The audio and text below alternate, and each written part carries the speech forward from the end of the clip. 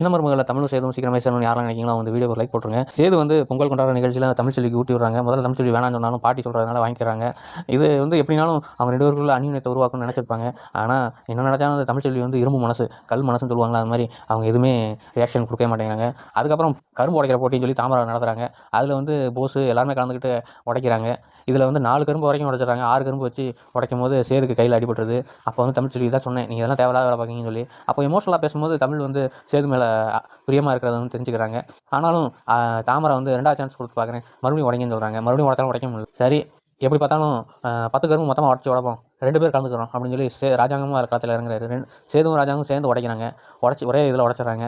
எல்லாருக்கும் இதில் சந்தோஷம்னாலும் தாமரை வந்து வேணுங்கன்னே இந்த மாதிரி ஒரு போட்டி ஏற்பாடு பண்ணி எங்கள் கையெல்லாம் உடச்சிட்டாலேன்னு சொல்லி எல்லாருக்கும் வெறுப்பு. அதனால் அவளை ஏதாவது ஒன்று சிக்க வைக்கணும்னு சொல்லி தமிழ்ச்செல்வி தங்கச்சி எல்லாரும் பிளான் பண்ணுறாங்க.